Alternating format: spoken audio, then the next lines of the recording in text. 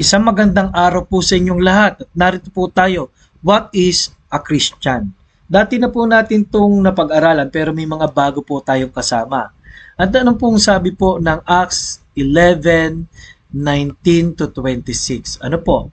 Samantala, ang mga nagkawatak-watak dahil sa pag-uusig na nangyari kay Esteban ay naglakbay hanggang sa Phoenicia, sa Cyprus at sa Antioquia na hindi sinasabi kanino man ang salita maliban sa mga Hudyo. Ano po, nag-share sila ng salita ng Diyos, particular po sa mga Hudyo. Subalit may ilan sa kanila, mga lalaking taga-Cyprus at taga-Cyrene nang dumating sa Antioquia ay nagsalita din sa mga Griego na ipinangangaral ang Panginoong Hesus. Diyan na po nagsimulang kahit may persecution, hinuhuli yung mga Kristiyano, ay mas marami po ang nag-share ng tungkol sa kaligtasan. Sumasa kanila ang kamay ng Panginoon at ang napakalaking bilang ng mga mananampalataya ay nagbalik loob sa Panginoon. Tandaan niyo po yung word na nagbalik po ay hindi po nagbalik reliyon, kundi karamihan po dyan ay humingi ng tawad kay Kristo, sumampalataya sa Kanya bilang tagapagligtas. The gospel of salvation. Wala pong ibang tinuro ang Biblia na makakapagligtas maliban sa ganitong paraan. Ano po? Nakarating ang balita tungkol sa kanila sa mga pandinig ng iglesia na nasa Jerusalem at kanilang sinugo si Bernabe sa Antioquia. Nang siya'y dumating at nakita ang biyaya ng Diyos, ay nagalak siya at kanyang hinimok ang bawat isa upang manatili sa Panginoon na may katapatan ng puso. Sapagkat siya'y mabuting lalaki at puspos ng Espiritu Santo at ng pananampalataya at napakaraming tao ang dinagdag sa Panginoon. At si Bernabe ay nagtungo sa Tarso upang hanapin si Saulo. So si Bernabe po, isa po sa pangunahing mga misyonero ng church po na ito sa Antioch.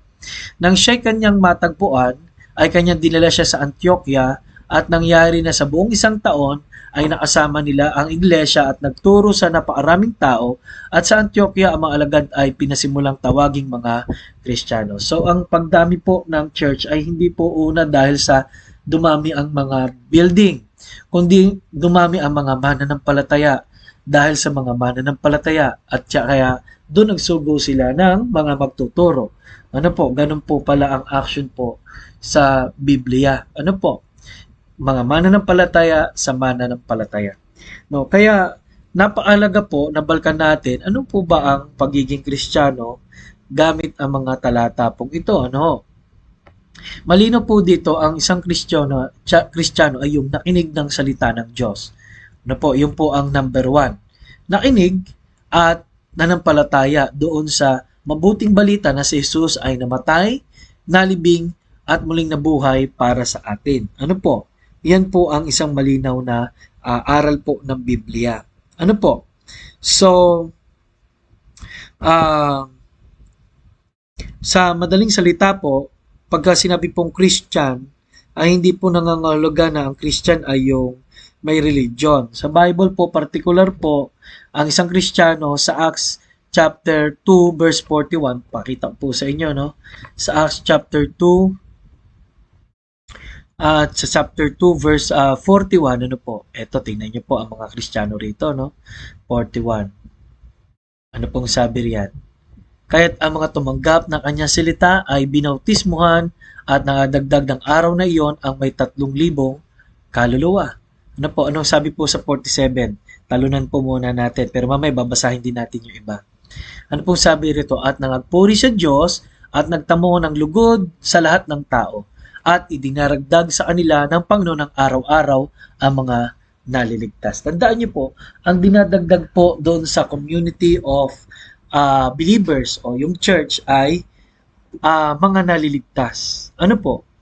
Kaya po baliktad po yan sa panahong ito na ikaw ay idadagdag sa kanila sa church, no? And they that praising God and having favor with all the people, and the Lord added to the church daily such as should be saved. Mas mahalaga po, no? Mas maganda to sa King James Bible. Dinadagdag sa church, tingnan niyo po sa King James, no? At dinadagdag po sa church yaong araw yung mga naligtas. Tingnan niyo po praising God, and the Lord added to the church daily such as should be saved. Ang dinadagdag po sa church ay mga saved, no? Kaya po malinaw dito, hindi ka pupunta sa church para ma-save. Ang church pala ay grupo na ng mga ligtas. Ano po? Grupo na ng mga ligtas. Number 2, ano po ang ginagawa ng mga ligtas? Ano po? Makikita niyo po dito sa 42 yan. Ano po? Sabi rito, nanatili silang matibay sa turo, no? And they continued steadfastly in the apostles' doctrine and fellowship and breaking of bread and in prayers. So pag sinabing breaking of bread and prayers, yan po ay yung pagtingin sa kamatayan at ginawa ng Panginoon sa Lord's Supper, no? Doktrina, sa fellowship, sa pagkipagkapatiran, sa paglilingkod sa Diyos, ano po? And fear came upon every soul, and many wonders and signs were done by the apostles. Noon po kasi sila ay nagpagaling. Ano po? Para makilala yung church ng Panginoon na ito nga, no? Ang church ng Panginoon. And all that believed were together and had all things common. Nagbibigay din sila sa Panginoon. Ano po? And sold their possessions and goods and parted them to all men as every man had need. And they continually daily with one accord in the temple, and breaking it bread from house to house, did eat their meat with gladness and singleness of heart. Masaya sila. Ano po? Sila po ay laging nagsasama-sama, nagpupuri sa Diyos. Ano po? At ito na nga po yung 47. Praising God and having favor with all the people, and the Lord added to the church daily such as should be saved. So, ang isang Kristiyano po ay saved. Hindi po ang isang Kristiyano ay nasa church lamang. Pero particular po, added to the church daily such as should be saved. Nadadagdag sa church yung naliligtas. No po? No, wag niyo pong babalik rin na kaya ako aanib para ma-save. Hindi po ganon. Saved na, past tense. No? Saved na. No? Ang linaw po niyan. And the Lord added to the church daily such as should be saved. Na-saved na bago napadagdag. Kaya lang marami po ngayon ang tinatawag natin ng ating sariling Kristiyano